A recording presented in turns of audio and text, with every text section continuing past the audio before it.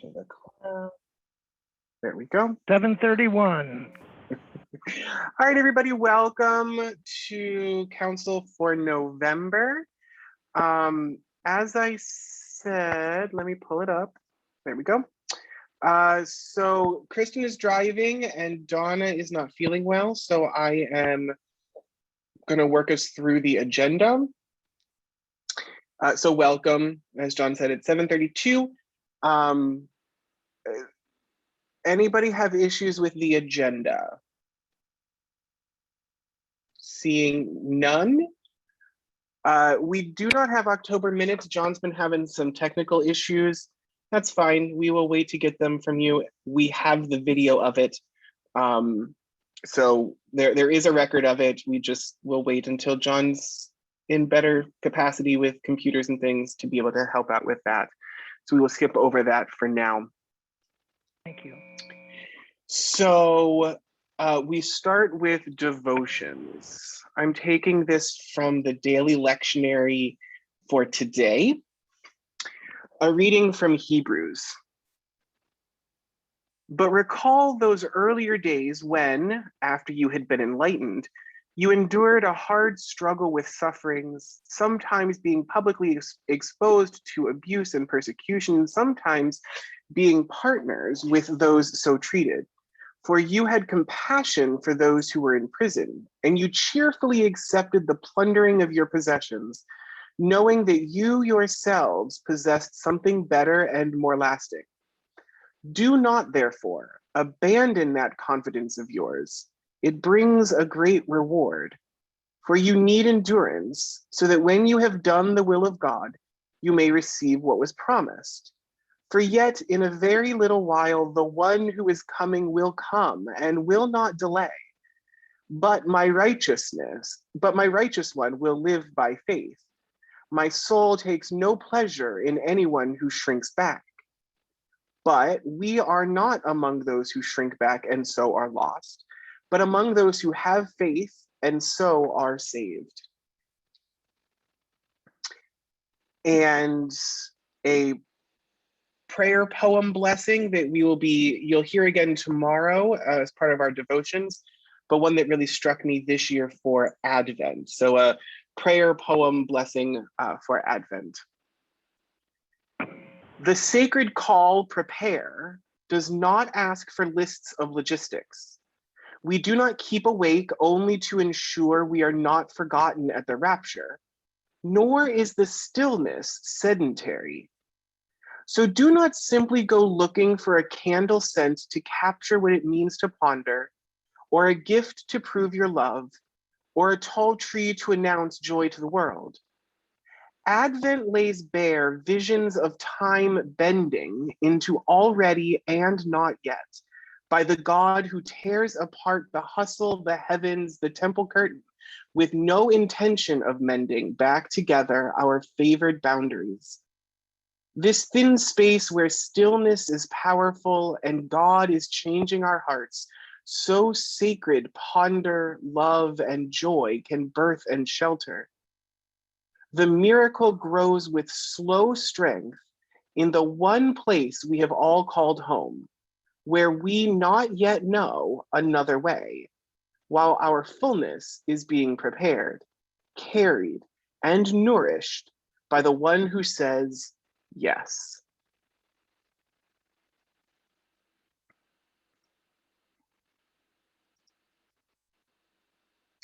My report. Y'all should have this in front of you. I am technically out of the office today and tomorrow. It's Bishop's Convocation, which is required. So I'm there out of the office. I'm still checking emails. I'm still answering my phone, but I'm just not in the office. For all of you, please do keep checking your emails regularly. During the time of COVID, things happen. Less so lately, and I think we're pretty good on our plans going forward, but that's where we're at with that. For faith formation, Adult Forum on Sundays is focusing on the small catechism as it applies to us today. We're really playing with contextualizing the small catechism.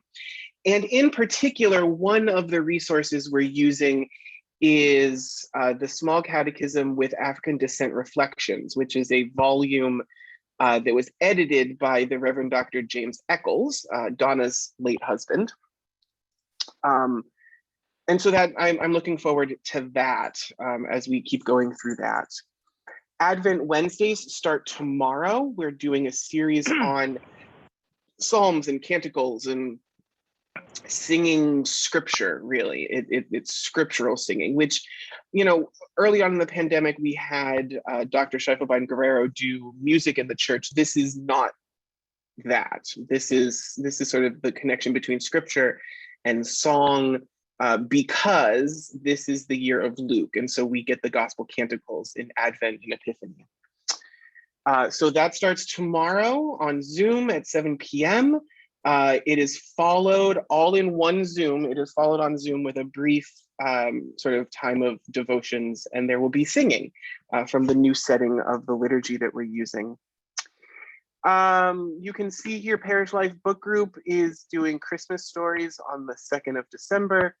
Thank you to all who attended and helped the organ dedication festivities. That whole Reformation weekend was really, really wonderful. And Deacon White was very, very appreciative of what we had to offer and share in our reception of him.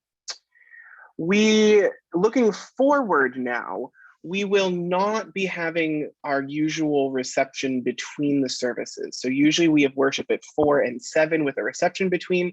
We're not doing that this year. We still have plenty of folks who are reluctant to take off masks to eat indoors. It's been nice that we've been able to do it outside, but we still have plenty of folks who are reluctant to do that indoors, and that's fine. So in lieu of that, we'll be doing a cookie exchange, details to come. Yes. Could we do it outside? I mean, I think we could do something outside. I don't know that people are going to want to like sit And eat. as long as they kind of do between them. In addition to which, as we'll talk about, there's actually 3 services on Christmas now. And so it's sort of the honing in on. It would be I'm thinking between the 4 o'clock service and the first candlelight service.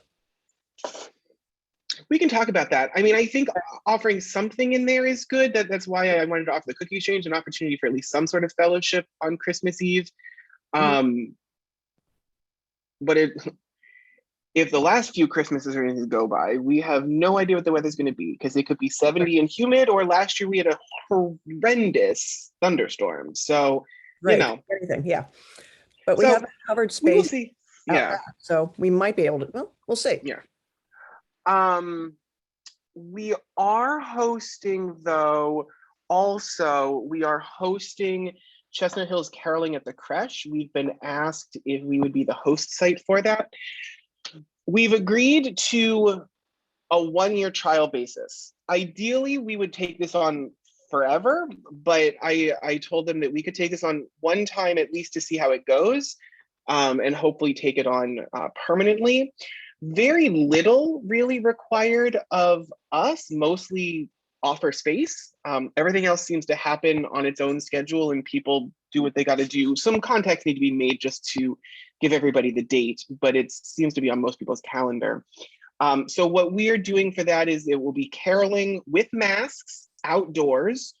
The musicians will be right inside the door of the sanctuary, and we'll have a small reception, cocoa and cookies, right? I mean, we don't have to be feeding the masses for days, but a little something for some holiday cheer, all of which will be outside, which is what they're asking for. The creche that is normally at the top of the hill will now be facing the church, will be on the right side against the building. So we will have the creche on site. That should be being delivered early December. They asked if we could store it. I said not currently, but hopefully eventually. So they will then take it back with them. But yes, so we will have the creche, everything will be there, and that will be on the 20th of December. Janine Dwyer, who has been running it for years, is working on the article for the local. So she's dealing with the advertising for this year at least. All we have to do is open the doors, turn on the heat, and Smile have sweet. and have a reception. So yes, John. How long will the creche be there? So I How don't know many when it days? usually, I don't know when it usually gets taken down. I know that they're putting it up the first Monday in December. Right. But it's going to stay for a period of time, right? I mean, it should stay through Christmas. Yeah. Yeah, okay. Thank you. We'll talk about the parsonage, so you can see what I put in my report, but I'll bring that up again when we talk about the parsonage. The preschool is going well. BA got a mailer out. Elizabeth, have you gotten the mailer yet? Yep, just came Okay. today and I texted her to let her know. Good. So a mailer went out. We currently have 6 kids, maybe 7 kids. We're looking at like 10, 11 in January. So we're doing okay with numbers. I mean, we knew that we would not be starting with a full slate, and unfortunately the pandemic is just really making folks cautious around things like childcare, and the need for childcare currently is so shifting, as far as people just figuring out if they're working from home or whatever. So but we are doing well. Our teachers are having fun. The Thanksgiving luncheon, again, a reminder, is on Monday.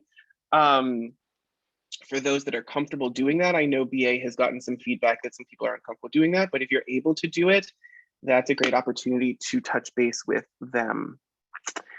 Pledge cards are in. Denise is compiling. Oh, yes.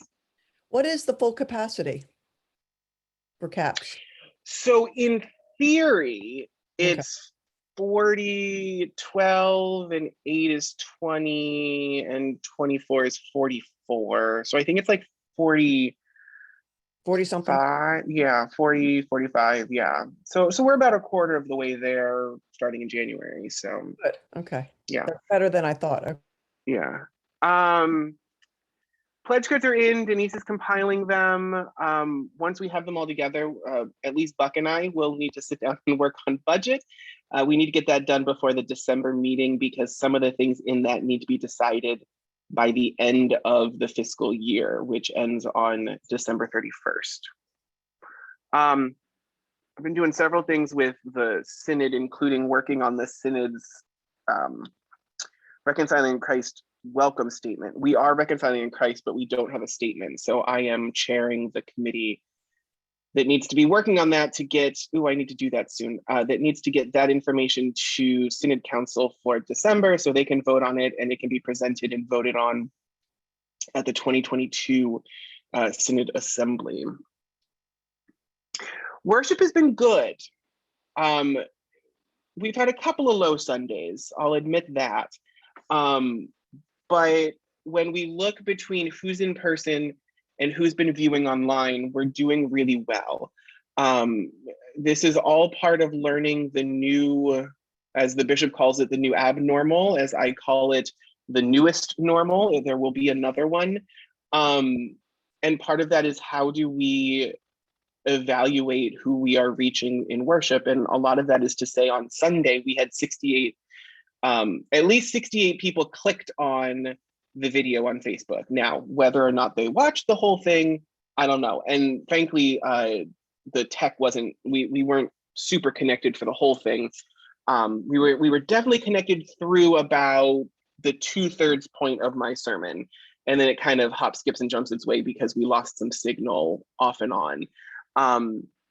But we've been averaging definite high double digits on engagement with those videos. And so that's part of, as we evaluate who's in person and who's receiving it at home and what does, attendance look like these days. That's where it's a newer normal, and it's a newer normal that's going to be around for a while, if not forever, so that we can't have the same rubrics that we had before of judging attendance, because there just are people, there's people in our congregation who probably will be back rarely, if at all, because of pandemic and things like that, which is absolutely up to them. And I think it's a good thing for several of them that they are now able to engage via the computer, because it allows them to remain connected where they would otherwise have gone sort of complete homebound they can at least be able to log in for worship, which is a good thing. So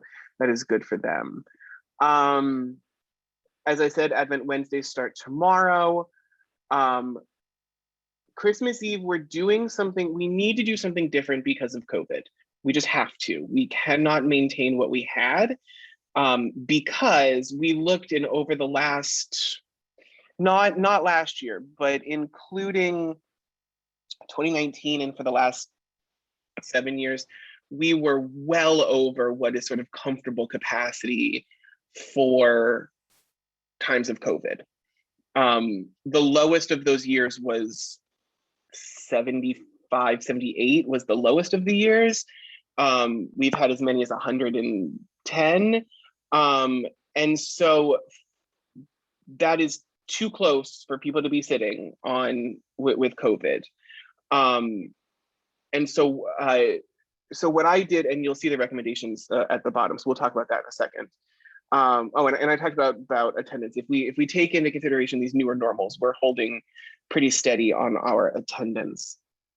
So these are the recommendations. These are the plans. I met with Catherine and Charlotte and John as a council rep and Dr. Scheiffelbein Guerrero as a sort of ad hoc worship committee to discuss what our options are for Christmas and what Christmas should look like. And what we came up with was the idea that really with Christ Ascension situation, the only option is to add a service, to ask for folks to register in advance, to sort of cap our numbers at about 50, figuring that there'll be at least 10 people that don't register. So now you're looking at 60, which allows people to have the spacing that they need. We can't be shoulder to shoulder. We can't be every pew. We can't sort of be as packed in as we usually are at Christmas. So in order to do that, we are adding a service at 9 o'clock because the reason for this change is the 4 o'clock has been growing every year that we've had it. The last time we had it in 2019, we had 45. So that has been a growing service since we've been here. We're not going to get rid of that, especially this is the first year with a preschool. We can't get rid of that family service.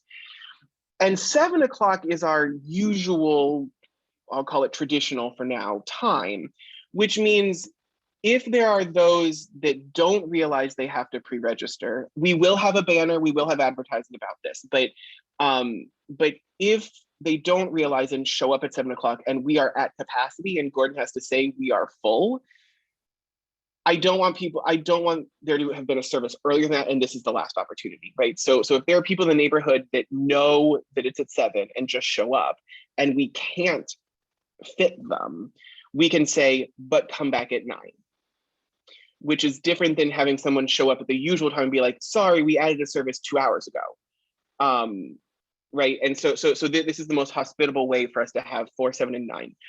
Is it a permanent change? I don't think so. On the other hand, as was brought up in our conversation, we will, because there will need to be sort of a pre-registration and people will have their choice of services, I will be paying attention to, and someone asked me to pay attention to sort of how quickly the 7 versus the 9 fill up, because some of the things that they had talked to people about, whether or not, however it works moving forward.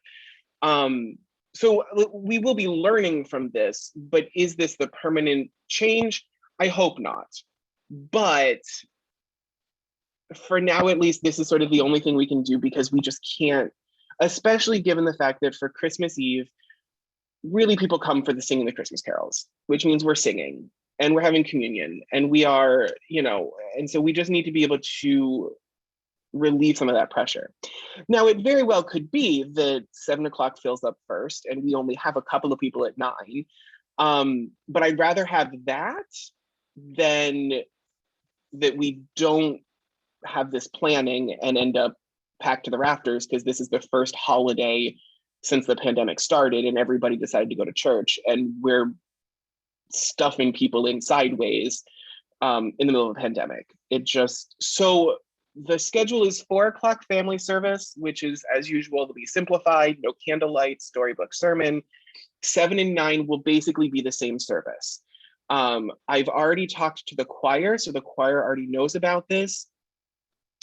I've asked them to sort of let me know by the middle of December if they're able and willing to stay for the 9 o'clock, in which case there will be very little change between the two services. If not, some of the changes will be whether or not there's choir music, but largely the liturgy will be the same between the two services. So that's sort of the major announcement about Christmas. I talked about the cookie exchange. That information will be coming out in December once we get that worked out. We will be greening the church after the adult forum on the 19th.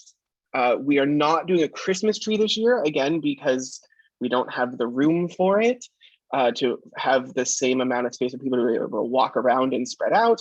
But we will be using extra greens this year.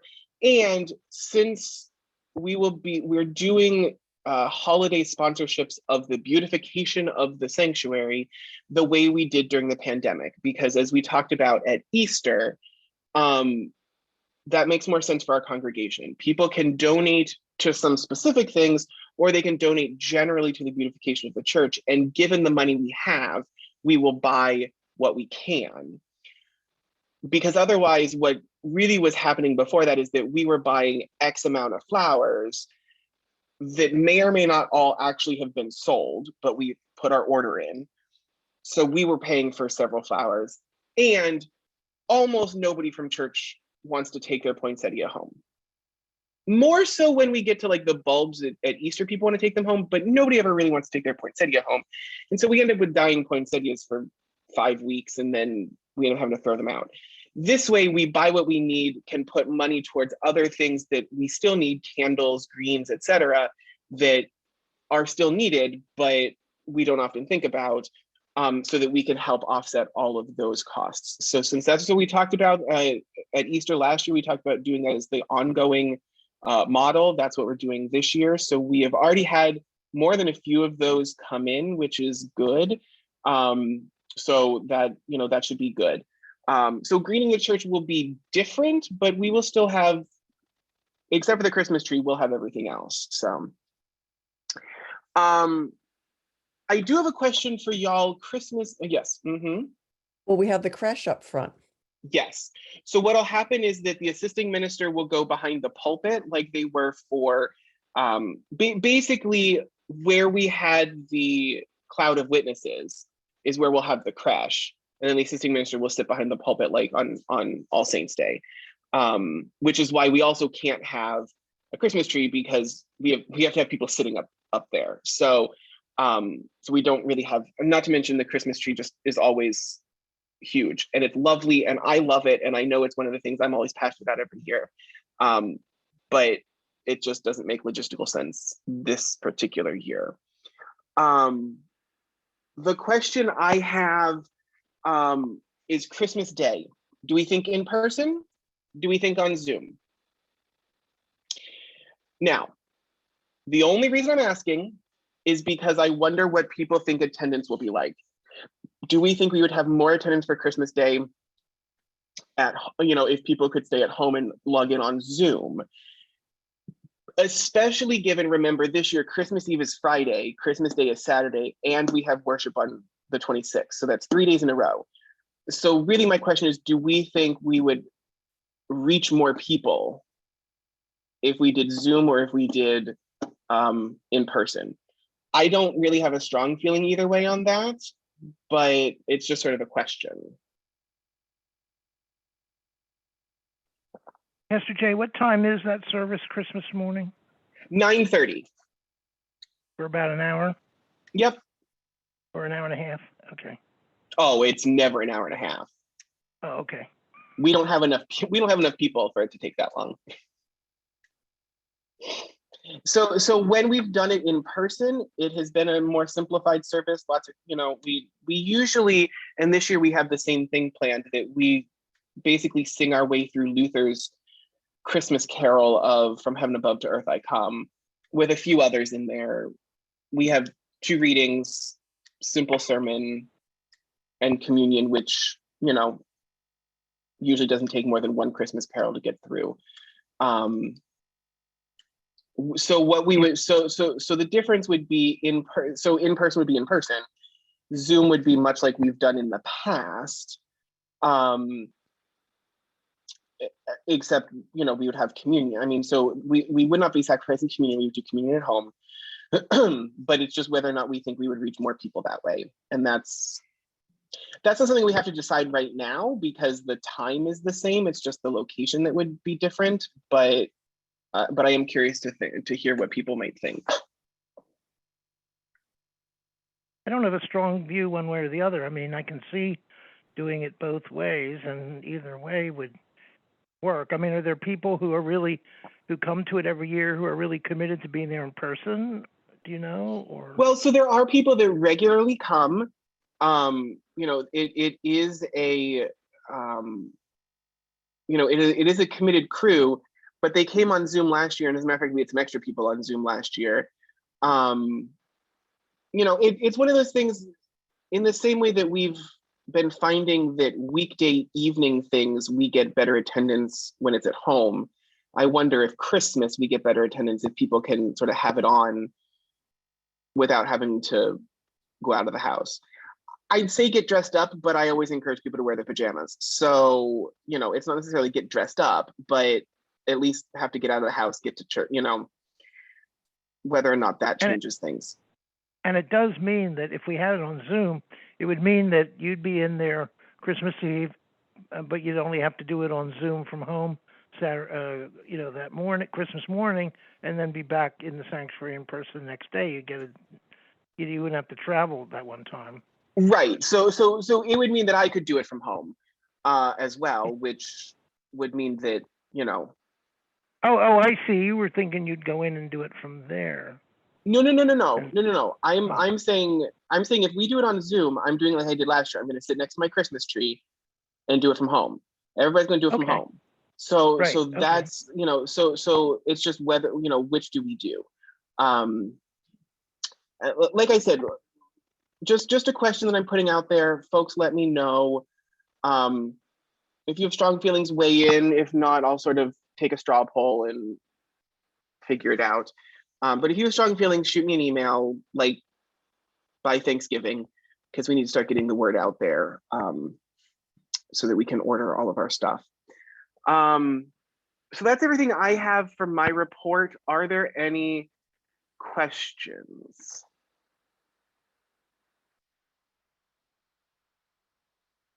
I don't have a question, but I have a comment. Yes. Going back to, you were talking about the live streaming and how that's going. Yes. Now, I want to say Mary is doing a really good job of shepherding that, and she's taken to reminding the choir, you know, look sharp. It's time for us to go on the air. You know. Yeah. And we know that she's getting ready to start. And I am very grateful that there are folks that can help with that, because that is a lot of juggling on a Sunday morning.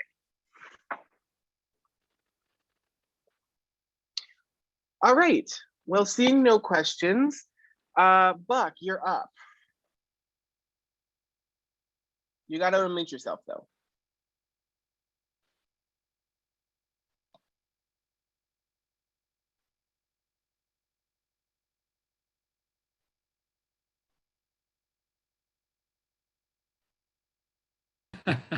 There you go. The host would like you to unmute. That was funny. Well, one thing Pastor didn't say, which he has said the last couple meetings, is that things are bumping along. It's a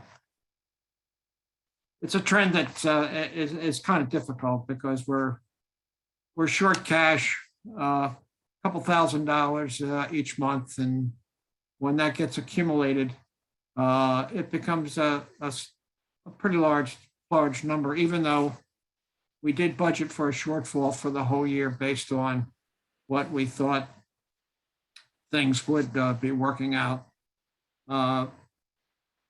There isn't very much to talk about if you look at the reports. Actually, in October, I'm going to look at the profit and loss budget versus actual balance sheet. That's the two.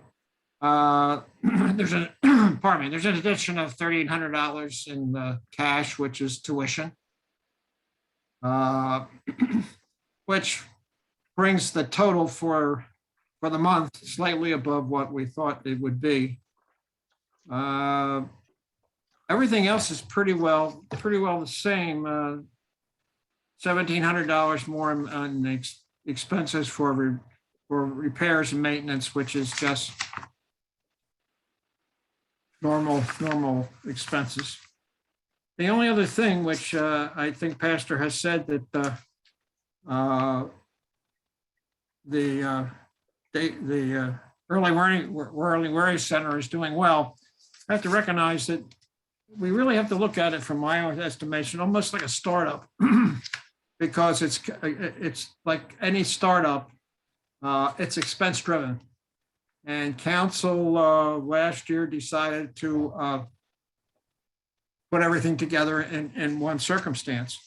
And if from an accounting point of view, if one was to look at it for the month of October, and this is not negative, I'm just giving you what happened, is that salaries were $7,600 and we generated $3,800 in tuition. So it really means that the congregation is going to be subsidizing the startup of the early learning center, and I'm not quite sure what 10 will do, or 11 or 12, because I did not ask Denise what's the average tuition each month. For 1 month. But I just wanted to let you know that everything else, as always, comes in under what we expected, and it's just the front end is not able to carry all the expenses. Well, and one thing I would say for us to keep in mind about salary v. tuition is that those salaries, we are currently well overstaffed. We have 2 teachers and an aide, 3 teachers, whatever we have is way more than we currently need, but we have them on deck. So Miss Denise is back, Miss Sylvia's here, Miss Amber's here, which means that for a good long while, salary is not going to go up, but tuition is. So no matter what average tuition is, 10 is more than 6, and so we'll be getting closer at least. So that's just something for us to keep in mind, is that those salaries that are there are permanently there for the time being. And if we were to get to 40, that would be just a cash landfall that Yes. would benefit us all. I just want to point that out. And again, it's not a negative, it's just what it is. And the shortfall can, if we looked at the balance sheet, the shortfall can be seen that the total assets, current assets are down $13,000. And that's just attributed to, what's happening in the P&L. Yeah.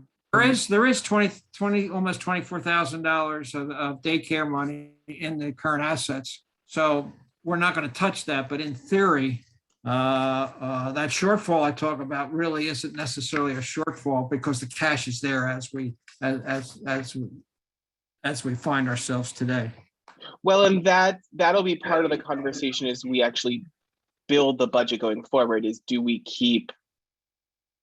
what do we do with that money? Do we keep it separate, or do we roll that in to the one budget and all of that kind of stuff? So, well, that's just an accounting, actually. Yeah.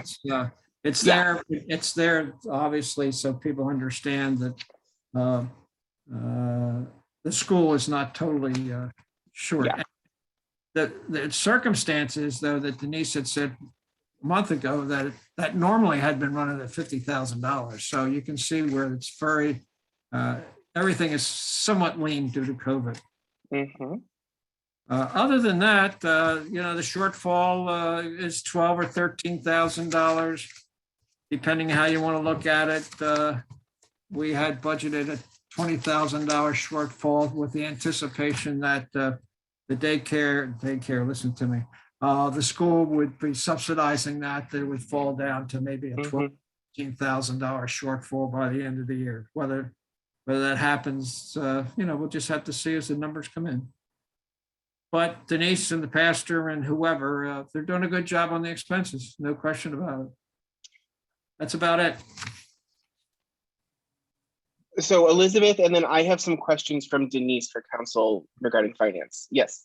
I have a question. How are the pledges coming in? I mean, how are we with? So pledges are coming in. What- Denise hasn't given me that number because we what I mean is- like we just got one in yesterday. No, what has been pledged for the second half of this year? Have Oh, people been well, giving- if you look, so budget didn't know versus that, so- actual. Oh, yeah, fair enough. So the budget versus actual, we're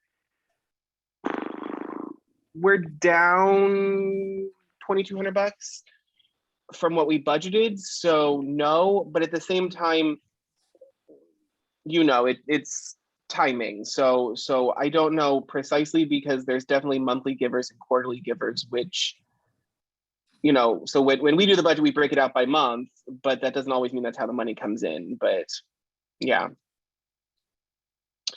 So the questions, so Denise has 3 questions for council to, well, one commentary and 2 questions. One is for folks to know that to date, for the entire pandemic, we have borrowed $35,447.94 from our savings account to cover payroll.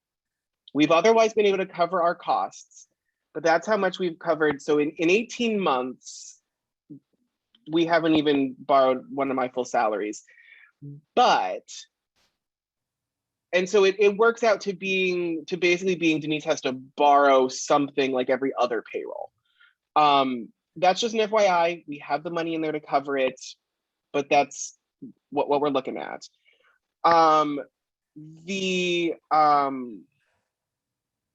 There is $2,400, $2,413.09 that is listed as loan to daycare. I don't think she gave me the line item for it. It's Um, on the balance sheet. yeah, so the loan to daycare. 21,000. Yeah. Yeah, I got it. or I have it, 20 Pastor. It's actually money that the daycare really owes the church. Right. It's $2,400 and it's listed on the balance sheet. If anybody ever noticed it, as Denise is named for $800 and Beth Ann is almost $1,600. And Yeah. It's accounts receivables, but really it's church. It's due to the church to cover payroll that was advanced to the school years ago. And it's not and I raised this the first time I even looked at it. It's not money that Denise or Beth Ann owe the church. And I guess where you're going is I had recommended, let's just charge it off because it doesn't really hurt anything. All it does is reduce the accounts Well, and by $2,400. and that was her question was, do we want the preschool to pay it back or do we want to write it off? My feeling, and so that's a question for council. My feeling is we write it off because we need to, there's going to be a learning curve, and I think it's going to be a learning curve for Denise and all of us, but we're not working with childcare congregation the way we used to. And so to me, that's just something that we say is done. But how do people feel here? Well, I personally had asked Denise a couple months ago to let's clean up the balance sheet and just get rid of it. It really shouldn't have been booked that way, but it was booked that way, I guess, as a reminder that those dollars went there. If anybody ever questioned. So it sounds like the motion from Buck is that we write off, in Denise's terms, write off the $2,413.09 loan to the daycare. Is there a second? And I agree with that motion. Is there a second to that motion? Second. Great. All in favor? Aye. Aye. Opposed? Great. All right. The next thing. Can I make a Yes. comment even though we've just had the vote or not? Yes, yeah, If it were 5 figures, we might feel differently, but it's only 4 figures. So- Well, and as Buck said, it's been a while since we made that. Denise just is meticulous at her Compared to the other bookkeeping. amounts we've been batting around, it's not that much. Yeah. The last thing is Denise wants to know if there's a point where we want the preschool to start contributing to expenses. That's her question. One of her examples is whether or not we want the preschool bank account to start paying for the credit card. So the credit card balance, it still has a balance. We don't have the credit card anymore, but we still are paying down the balance, which is about $200 a month. The balance left is $952.10, so $952.10. And her question is whether or not, is there a timeline for the preschool to begin contributing to expenses? For example, pick up the $200 a month credit card bill. Their current balance is $952.10. What I told her is I would bring it to council. My feeling is not until the new budget takes effect, because the new budget will now be factoring all these things together, which is really what, one more credit card payment before that takes effect in January. But how do people feel about that? Well, from an accounting point of view, they're losing money right now. I mean, only from an accounting point of view. So why would we increase? Why don't we carry it until? Yeah. I would presume that Beth Ann is going to put together some kind of business plan and submit it. Yeah. Yeah. She's gonna be part of she will be part of the budget writing process. Yes. She already knows that. Well, she's probably doing it anyway. She has to. Well, I was gonna say, I think she's already done with that part, but yes. All right. So I just recommend we keep status quo until we see what the real numbers are. is there a second to that motion? Drew, are you trying to unmute yourself?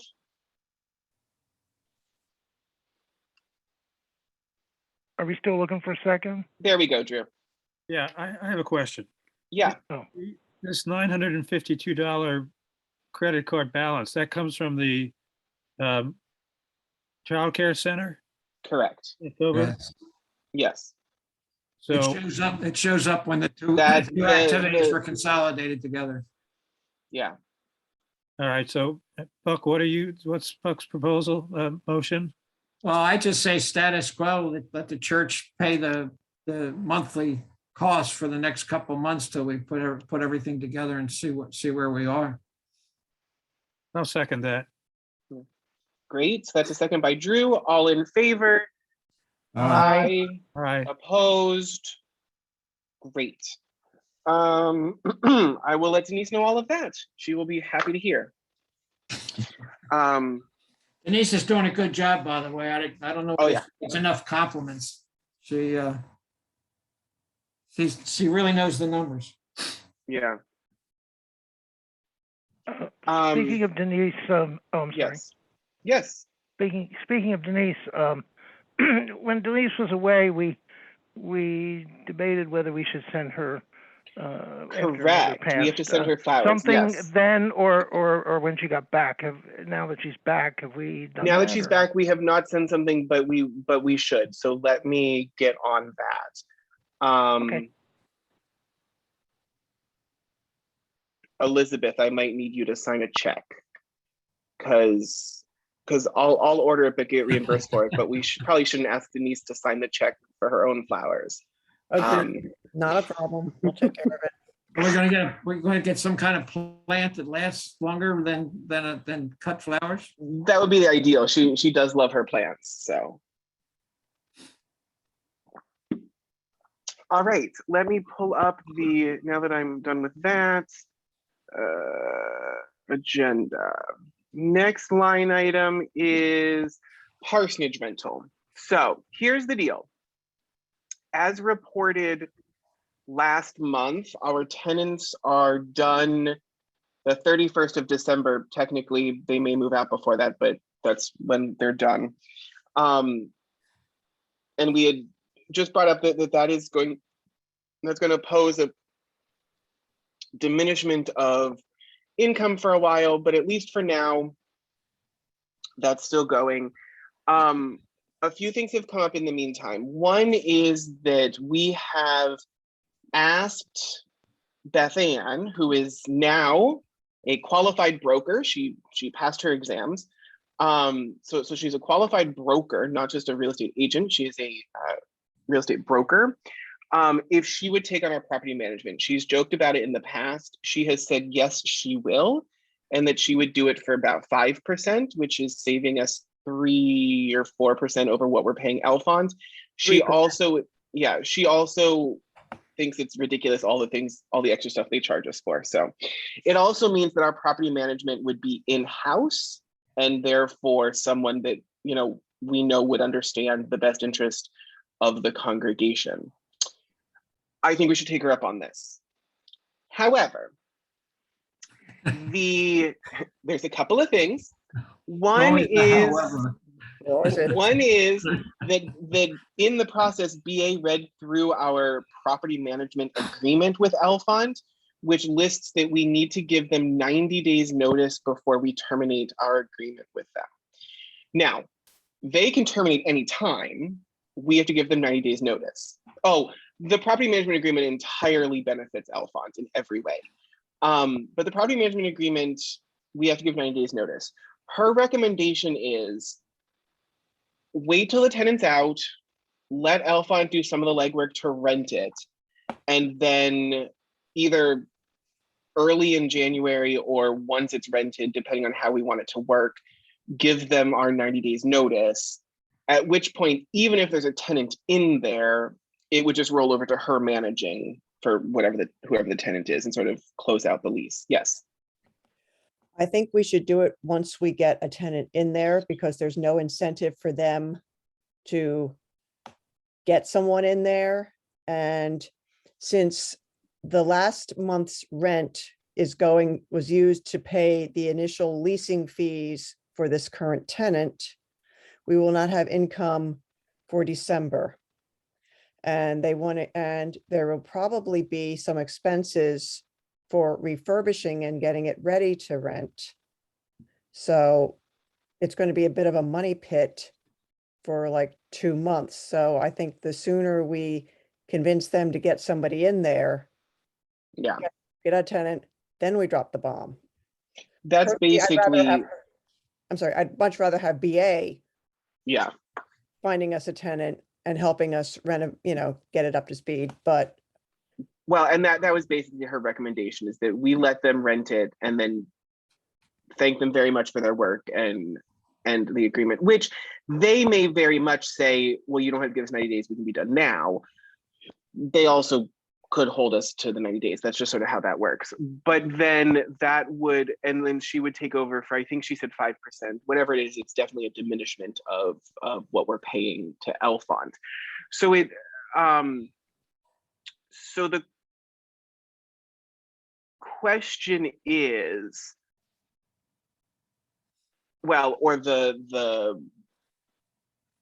the question is, do we want this plan? Let Alphonse rent it and then terminate our agreement with them and take on BA.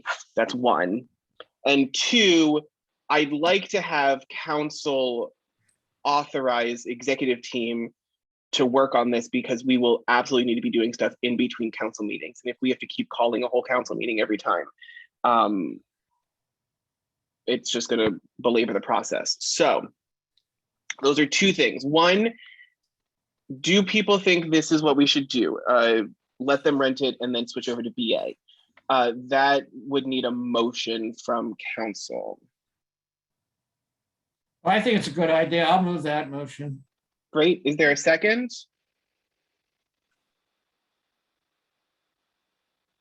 What? Second. There you go. Great. All in favor? Aye. Aye. Great. The second thing is for council to approve, to authorize the executive team or pastor and president or whatever needs to happen to get this done as expeditiously as possible. So is there a motion for that one? Well, I think it's a good idea because, you know, things are going to come up in between council meetings, and I think Pastor. I saw you looking, Drew. Yeah, thanks. I think that you should pick one or two people and not necessarily the executive committee to help you. Okay. Well, I mean, it would have to be Kristen because she signed, Oh, yeah, sure. somebody signed the first time, Whoever, but yeah. so it would have to be the president on behalf of the congregation. And if we want, I someone think else. Elizabeth could help you too. I mean, Elizabeth is a signer on the account, but isn't technically on council, but we can I authorize understand. that too. But is a signer on our checking account, so that's not a bad plan. Yes, so it sounds like the motion again from Buck is that we authorize Kristen and somebody to work on this in between now and the next time we meet. Obviously with this goal of getting it rented, keeping Alphonse until it's rented, you know, all within the bounds of the last motion, but just be able to actually act. So is there a second for that motion?